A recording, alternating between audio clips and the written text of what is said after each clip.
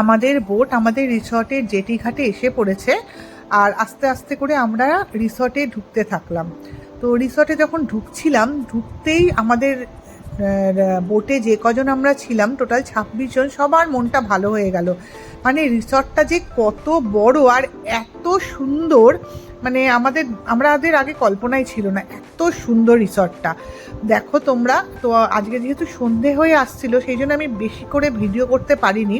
কালকে সকালে আমি পুরো রিসর্টটা ঘুরে তোমাদের ভিডিও করে দেখাবো যে রিসর্টটা কি সুন্দর। তো যাই হোক, তাও একটু একটু ঘুরে ঘুরে ভিডিও করছিলাম। এই দেখো এরকম সুন্দর রিসর্টটা, আর রিসর্টটা হচ্ছে অনেকটা বড় জায়গা নিয়ে, মানে বিশাল বড় জায়গা নিয়ে রিসর্টটা। এটা ওদের অফিস ঘর যেটা দেখাচ্ছিল, আর অনেকগুলো মানে এরকম রুম আছে রিসর্টটাতে। যাই হোক, রুমেও পৌঁছে গেলাম। রুমটাও আমাদের বিশাল বড় ছিল, সবার রুমগুলোই বড় ছিল।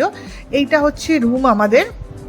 আমি রুমের একটা ডিটেলস ভিডিও তোমাদের পরে দিয়ে দেব, কিন্তু রুমটা খুব সুন্দর ছিল। রুমের মধ্যে সমস্ত কিছু দেওয়া ছিল। তো আমি শিব রুমের মধ্যে আগে এসে গেছিলো বলে আমি ভালো করে ভিডিওটা করতে পারিনি। আর এই দেখো, রুমের সঙ্গে একটা ব্যালকনি ছিল। ব্যালকনিটা আমি সন্ধ্যাবেলা তোমাদের দেখাতে পাচ্ছি না, বিশাল বড় একটা ব্যালকনি। প্রত্যেকের রুমের সাথেই ব্যালকনি ছিল। আমি কালকে সকালে অবশ্যই তোমাদের ব্যালকনিটা ভালো করে ঘুরে ঘুরে দেখাবো। রুমে এসে ফ্রেশ হতে না হতেই আমাদের চায় আর স্ন্যাক্সের জন্য ডাক পড়ে গেছিলো। তো চলে গেছিলাম, ওই যে ছোটো ছোটো কটেজগুলো দেখাচ্ছিলো, সেখানেই আমরা সবাই মিলে বসে চিকেন পকোড়া স্ন্যাক্স খাচ্ছিলাম আর আড্ডা মারছিলাম। আর সবাই কিন্তু সারাদিন খুব ঘুরেছে, কিন্তু এদের ব্যবস্থাপনা এত ভালো যে সবার এনার্জি একদম ফুল দমে আছে। চিকেন পকোড়া আর চায়ের সাথে আমাদের আড্ডা একেবারে জমে গেছিলো।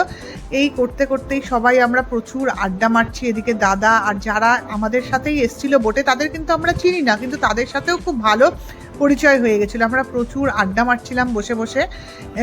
এই করেই আমরা আবার আস্তে আস্তে রুমে ফিরে আসলাম। রুমে ফিরে আসতেই খুব টায়ার্ড হয়ে পড়েছিলাম দেখে সবাই আমরা ঠিক করলাম যে বেশি আমরা আজকে রাত করব না, তাড়াতাড়ি খাওয়া দাওয়া করে শুয়ে পড়ব। কিন্তু রুমে আসার সাথে সাথেই আবার ডাক পড়ে গেল আমাদের কি নাকি বনফায়ার হবে।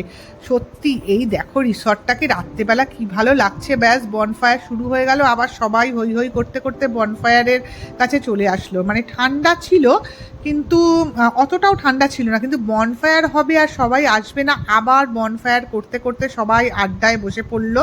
তো এই করতে করতেই প্রায় 9টা বেজে যাচ্ছিল, সবাই আড্ডা মারছিল। আর এখানে একটা গেম জোন আছে, ওখানে ক্যারাম খেলছিল অনেকে গিয়ে, আবার এসে এসে আড্ডা মারছিল সবাই। এই দেখো আমার মা দাঁড়িয়ে দাঁড়িয়ে আগুন পোহাচ্ছে ঠান্ডার মধ্যে। মা বলছে ভালোই লাগছে আগুনটা পোহাতে। তো আমরা সবাই প্রচুর আড্ডা মারছিলাম আর আড্ডা জমে যাচ্ছিলো। এই দেখো পেছন দিকে যে ঘরগুলো দেখছো, এখানেই আমার রুমটা। তো এত দূর থেকে হয়তো বোঝা যাচ্ছে না। আমি কালকে সকালে যদি সম্ভব হয় তাহলে তোমাদের পুরো রিসর্টটা ঘুরে দেখাবো। আর জানো তো, রিসর্টে না অনেকগুলো রাজহাঁস আছে, আমরা ঢোকার সময় দেখেছিলাম। তো ওরা তো আমাদের দেখে পালিয়ে যাচ্ছিলো, আর আমিও পালিয়ে যাচ্ছিলাম ওদের দেখে। কালকে যদি সুযোগ হয় তাহলে অবশ্যই ওদের সাথে কিছু ভিডিও করব। বনফায়ার শেষ হওয়ার সাথে সাথেই এই সবাই ডাকাডাকি শুরু করে দিয়েছিল, মানে আমরা যে ট্যুর এজেন্টের সাথে এসেছিলাম তারা।